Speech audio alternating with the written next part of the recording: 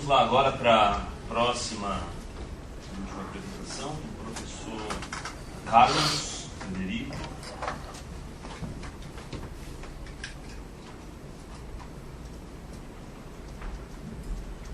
Se quiser mudar, fica à vontade, né? Tem as animações. Bom, boa tarde, pessoal. Em primeiro lugar, muito obrigado à comissão por ter escolhido o trabalho para a apresentação. Foi uma honra, enfim, uma felicidade muito grande. E obrigado a vocês todos que estão aqui heroicamente até o último horário, até o último minuto, depois de um dia inteiro de trabalho super proveitoso, super delicioso. Mas espero, enfim, compensar um pouco. A questão da minha apresentação é muito menos, talvez, sobre a utilização de aplicativos, vocês vão perceber que é um detalhe, mas é uma reflexão sobre o papel que esses instrumentos podem ter para a gente repensar o processo de avaliação. Eu acho que é um tema que foi muito pouco tocado aqui durante todo o dia, e talvez essa contribuição também ajude a gente a pensar. Um tema tão complexo, em 12 minutos, então eu vou ser bem rápido realmente na exposição. Eu tracei, então, 4 objetivos principais. Primeiro, que era acentuar ou ressaltar a importância para a recuperação de informação, aquelas informações pontuais que o professor realmente necessita que os alunos tenham para a complexificação do processo de formação. Depois, acentuar a importância de dar feedbacks contínuos e permanentes aos alunos a partir de, se possível, de cada aula ou de cada bloco de aula, que é uma coisa que, sobretudo, aliás, eu esqueci de me posicionar, eu sou um dos poucos aqui que está fazendo exposição que é da área de ciências humanas, né? Aqui nós temos, até pelo fato das metodologias ativas terem sido uma iniciativa do pessoal ligado à área técnica, o próprio consórcio do qual a PUC faz parte, a STEM também faz parte, várias instituições fazem parte, que é o consórcio STEM, que só teve o H instituído muito recentemente, que o STEM significa Statistics, Science, Technology, Mathematics e Engineering. O Humanities foi colocado muito tempo depois. Então, para as ciências humanas, a utilização de metodologias ativas e processos tecnológicos em toda a cadeia pedagógica, há uma resistência muito grande. Então, não é só no direito que a gente tem isso, mas na antropologia, eu sou antropólogo, dou aula de antropologia, na sociologia, na filosofia, enfim, há uma resistência muito grande. Então, é bom situar para a gente poder entender um pouco até a minha fala. Por isso que exemplificar atividades que podem ser utilizadas para promover essa relação entre aprendizagem e avaliação. E, por fim, apresentar 2 aplicativos que eu acho que a maioria de vocês deve conhecer, que é o Plickers e o ZipGrade. O Plickers é um aplicativo totalmente gratuito. O ZipGrade não é totalmente gratuito, mas o preço dele é ínfimo para você poder utilizar. Então, existem inúmeros aplicativos, diga-se de passagem, para serem usados para avaliações quantitativas, qualitativas. Eu selecionei esses 2 por esses 2 quesitos. São simples de usar e são gratuitos, né? E são os 2 que eu venho utilizando mais nas minhas aulas. Eu acho que a pergunta que todos nós que trabalhamos com docência temos que nos fazer, e aliás essa questão, para quem fez o módulo do STEM esse ano em Lorena, deve ter feito o módulo online, foi o primeiro módulo online que eles disponibilizaram para a gente, que era justamente começando com essa pergunta, né? Por que que muitos estudantes, eu diria a grande maioria dos estudantes, não vão muito bem nas avaliações? E mais, eu diria que a esmagadora maioria, se não a totalidade, considera a avaliação como uma punição, como uma penalidade. Temem, ao invés de ter um certo, não diria prazer, eu acho que dá até para sentir prazer sim, porque você não está sendo castigado, mas você está justamente se colocando à prova naquilo que você foi desafiado. E aí nós temos 4 pontos importantes para pensarmos, que a avaliação ela pode e deve ser considerada um instrumento de verificação de conhecimento, um mecanismo para fornecer aos instrutores dados para guiar os seus métodos de ensino. Isso é uma coisa que a gente se esquece, eu tirei uma parte da apresentação por conta do tempo, mas que os nossos processos de avaliação devem estar totalmente conectados com os objetivos que nós traçamos para os nossos cursos, os nossos PEAs. E eu tenho visto no meu exercício de profissão, até pelo fato de que muitos professores universitários acabam indo do mercado para a universidade, não têm a preparação didática necessária, pedagógica necessária, para poder aprofundar essas questões. Então, a definição de bons objetivos educacionais. E aí eu indicaria a taxonomia de Bloom revisitada, que eu acho que é um bom começo para quem quiser se aprofundar um pouco nisso. E aí, a pergunta que nós temos que nos fazer é: como é que eu uso a avaliação para cumprir esses propósitos? não com base em ser uma punição ou uma carga para o aluno, mas exatamente para fazer o contrário, estimulá-lo a querer aprender mais e não a fazê-lo desistir do processo, que é o que acaba acontecendo muitas vezes.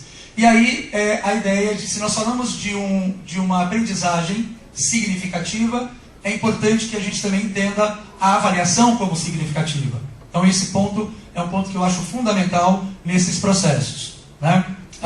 E aí tem esses 4 pontos que eu acho que são importantes, que é, ela serve para recuperar a informação do aluno, tanto daquilo que ele já traz consigo, quanto daquilo que você ensinou na aula, deixar os alunos se testarem entre si. Vocês vão ver que dos 2 instrumentos que eu trago, eles vão servir muito bem para isso, eu tenho utilizado muito em sala de aula, fornecimento de feedbacks e misturar questões durante toda essa prática. Eu vou passar um pouco batido por essa técnica, que ela já foi exposta de manhã pela professora da Mauá. Eu acho que é uma técnica que eu uso com muito sucesso.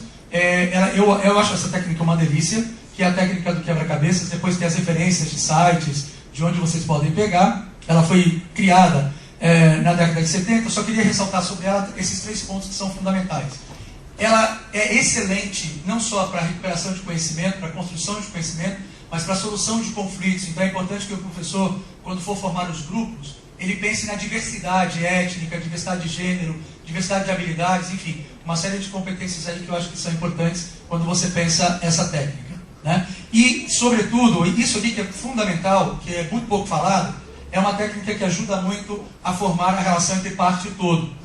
Todos nós sabemos que trabalho em grupo, nós já até batizamos o resultado do trabalho em grupo como trabalho Frankenstein, né? Os alunos dividem os temas, cada um é responsável e vai montar um braço que não tem nada a ver com a cabeça, que não tem nada a ver com a perna, sai aquele monstro horroroso. Eles não têm a ideia do todo. E essa técnica é uma técnica que ensina bastante isso, né? Então eu vou passar batido pelos passos, porque... aqui é interessante, só acentuar, que eu uso essa técnica para discussão teórica. Eu dou uma aula, por exemplo, de teorias antropológicas da cultura, né, em que eu fragmento o texto matriz em 7 ou 8 temas, dou para os alunos em sala de aula. Cada folha dessa é uma folha que os alunos recebem, naquela técnica que a professora explicou, e ao final, o legal dessa técnica é que ao final eu vou ter, dependendo do número de grupos finais que eu formar, de 7 a 8 leituras diferentes do mesmo texto. E isso é altamente enriquecedor, porque os meus alunos eles têm que apresentar, na mesma aula que eles produzem, vou passar batido aqui, aqui são exemplos, né, deles usando essas técnicas. Aqui é um grupo de discussão para formatar, e o que eu queria chegar é nos passos 9 e 10, que é justamente a realização do produto final. Aqui, nesse caso específico, eu dei um case para iniciar o curso de antropologia, um case muito interessante que discute o papel da marca Havaianas na construção da identidade brasileira, né? Como é que a empresa Alpargatas trouxe essa questão de formação da identidade brasileira e qual papel a Havaianas teve nisso. E aí, eles então apresentaram esse resultado em vários grupos. Bom, ao final, depois que eu trabalhei tudo isso, que eles apresentaram esse resultado, pode ser em forma de PowerPoint, pode ser em forma de cartazes de flipchart, como vocês viram aí. O importante é que nós tenhamos um planejamento tal da técnica, que ao final da aula eu tenha esses produtos. Então é uma dificuldade que muitos professores têm, que é dimensionar o tempo de utilização dessa técnica. Então você dimensionar o material que você vai utilizar para que ele de fato caiba aí. E aí ao final eu já tenho preparado pequenos testes de verificação do conhecimento daquilo tudo que foi trabalhado e que eu aplico por meio do Plickers. Só uma curiosidade, quem já conhece o Plickers aqui? Bom, então deixa eu apresentar, porque o Plickers é uma plataforma gratuita, ele é um instrumento eletrônico de verificação de aprendizagem, que você acessa o plickers.com, é totalmente gratuito, você faz o seu cadastro, você monta as suas turmas e gerencia as suas turmas, até por meio de copy and paste, você pega as listas de alunos em PDF e copia para lá na maior facilidade. Ele vai fazer o seguinte, ele vai gerar para cada aluno, identificado aí pelos números, cartões com um QR Code. E esses cartões estão disponíveis na plataforma para que você possa fazer um download.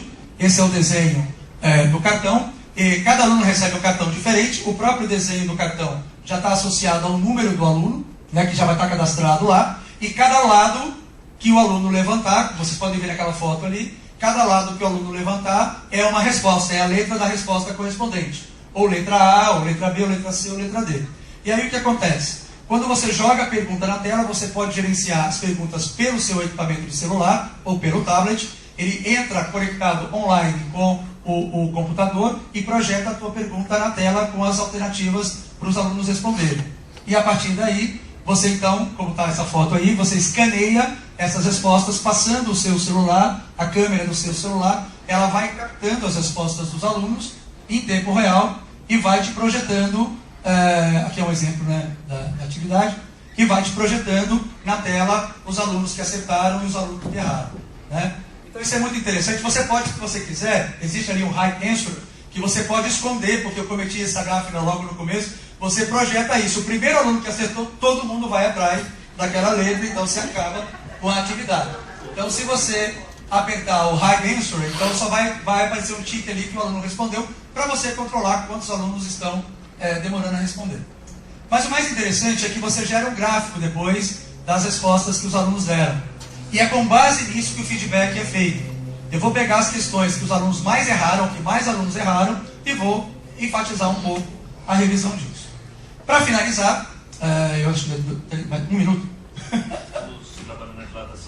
Tá bom, um minuto.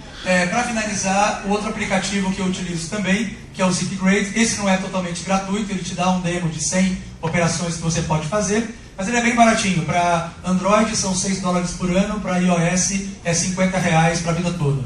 Então, é um aplicativo bem interessante, que você faz as suas questões, normalmente ou no papel ou na tela, e aí você distribui cartões que os alunos, que você imprime, o próprio site te dá esses cartões, você imprime, você pode personalizar esses cartões, ele pode baixar com o nome do aluno aqui e tal, e o aluno preenche, e você depois coleta essas folhas, e a câmera do seu celular é o scanner das respostas. Em média, quando você já pega jeito com o aplicativo, você pode corrigir de 50 a 60 provas por minuto, né? Você vai passando, vai escaneando essas respostas. E aí também é uma forma de... Aqui está toda a explicação de como isso é feito. No site vocês encontram todos os detalhes. Aqui é o exemplo de um teste de uma aluna minha de história. E aí você pega essas questões também que os alunos mais erraram, porque ele te gera gráficos, ele te gera uma lista, por exemplo, aqui, uma lista dos alunos, né, com o percentual de acerto, com a pontuação. E outra coisa interessante, ele te permite fazer até 5 tipos de provas diferentes com o mesmo escaneamento. Então, ele mesmo baralha as questões e vai gerando 5 tipos de provas diferentes, e você vai então escaneando, ele já automaticamente reconhece qual é o modelo. Aqui no caso são 2 modelos, modelo A e modelo B, e vai te dando o percentual de acerto. Gente, é muito pouco tempo, mas eu acho que consegui dar o recado de como é possível. Vocês viram pelas caras dos alunos, não sei se vocês perceberam, a aula fica super divertida quando você coloca esse tipo de técnica. Agora, uma coisa que eu venho insistindo com metodologias ativas em todos os fóruns que eu participo, é que a gente tem que tomar um pouco de cuidado com os excessos. Porque, de repente, a gente sai de um modelo e cai no outro, e pode cair na mesma monotonia da diversidade, porque a diversidade também pode ser monótona. Então, acho que a gente poder dosar um pouco as técnicas e metodologias é bastante interessante. No meu caso, essas têm funcionado bastante. É isso.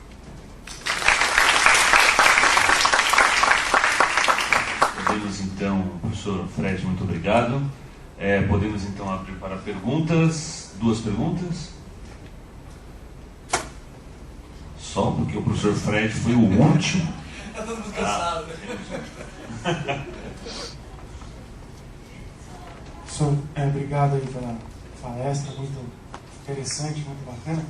Eu tenho uma pergunta assim, o tempo que você demora para preparar essas atividades, o número de clickers que você usa por aula, você faz uma, você faz 10, você faz 50 por aula, como é que você divide isso no teu planejamento das aulas? Depende bastante. Assim, o tempo que eu gasto, eu não meço muito, John, porque é o seguinte, depois que eu descobri essas técnicas, eu me apaixonei tanto, porque eu acho o trabalho de avaliação o pior trabalho do professor. Eu até hoje não encontrei ninguém que ache isso, que ache diferente dele. Só que aqui o que acontece, que é gostoso, é que é um trabalho criativo.